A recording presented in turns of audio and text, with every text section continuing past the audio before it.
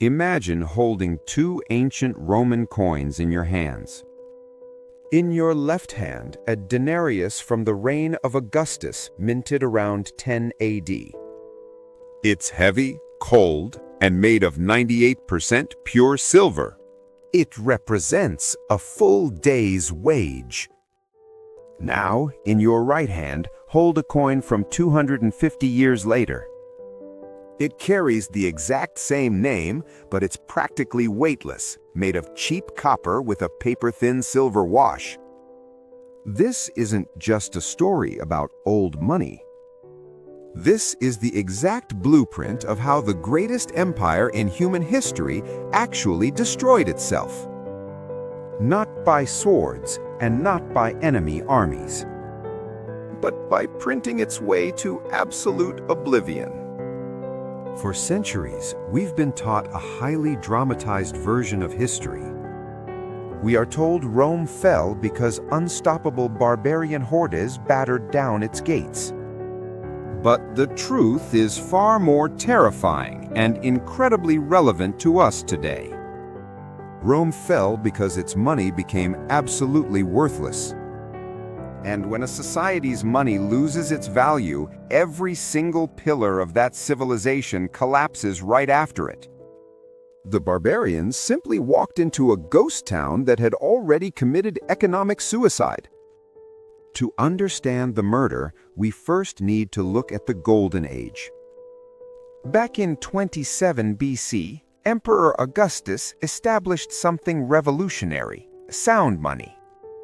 The Roman denarius was strictly regulated to weigh 9 grams of almost pure silver. This wasn't just metal, it was an unbreakable promise. A Roman soldier stationed in rainy Britain could carry his silver coins all the way to the sunny markets of Egypt. He knew they held the exact same purchasing power everywhere. This unshakable trust in money allowed Rome to build massive trade networks and fund invincible legions. Under Emperor Trajan around 100 AD, this sound monetary system pushed Rome to its absolute peak. The economy functioned like a perfectly oiled machine. But like all great empires, the seeds of destruction were sown exactly when things seemed the most invincible. The turning point arrived with fire. In 64 AD, the Great Fire of Rome destroyed 2/3 of the city. Emperor Nero faced a catastrophic financial nightmare. He needed astronomical sums of money to rebuild the capital and his extravagant new palace. Raising taxes on a devastated population was political suicide. So, Nero chose the easy, cowardly way out. He discovered a hidden tax. He quietly reduced the silver purity of the denarius from 95% to 90%. This subtle change was a magical illusion. He could suddenly mint millions of additional coins. It was the ancient equivalent of turning on the money printer. But he opened Pandora's box. The temptation became an addiction. Whenever later emperors needed to pay for a new war or bribe the army, they just debased the currency a little more. By the late 2nd century, the addiction spiraled completely out of control. Emperors realized their only grip on power was the loyalty of the army. To keep soldiers happy, they doubled military pay. To afford this impossible expense, they slashed the silver content to just 50%. But soldiers weren't stupid. They noticed the coins were lighter and duller.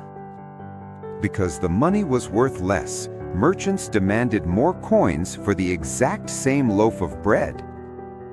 The vicious cycle of inflation had officially begun. What followed was the crisis of the 3rd century, a 50-year period of absolute chaos. Between 235 and 284 AD, Rome cycled through 26 different emperors. They invented a new coin, claiming it was worth 2 denarii, even though it barely contained the silver of 1. It was institutionalized fraud. By the year 268 AD, the silver content plummeted to just 5%. The coins were literally just copper tokens dipped in a microscopic layer of silver that wiped off. Hyperinflation ravaged the empire. A measure of wine that once cost a fraction of a coin. Made in a willy famer, nations porgids and credits kakert had a crown. Now cost thousands of these debased copper coins. An inflation rate of over 6,300%. In 301 AD, Emperor Diocletian decided to solve the crisis not by fixing the money,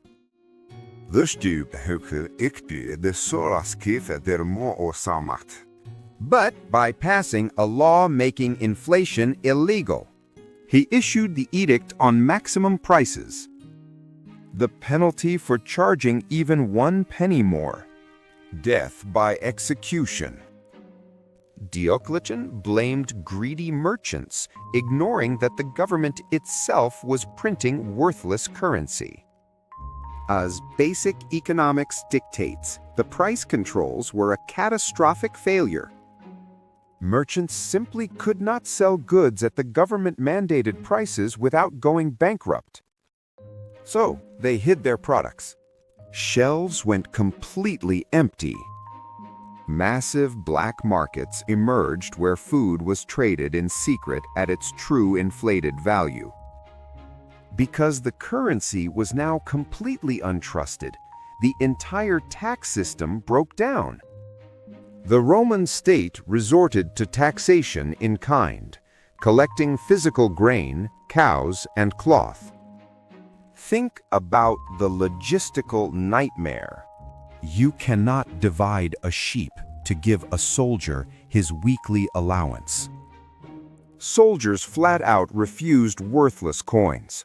They demanded the right to plunder the very citizens they were supposed to protect. Citizens abandoned complex businesses and moved to rural farms just to survive. Without trusted money, the spectacular infrastructure of Rome began to literally crumble. You need money to pay engineers. When the money died, the maintenance stopped. Society split. Elite used pure gold coins, while the 99% were trapped with inflating bronze. By the 5th century, the Western Roman Empire was an economically paralyzed zombie. When Odoacer deposed the last emperor in 476 AD, there was no massive battle. The government was a hollow shell.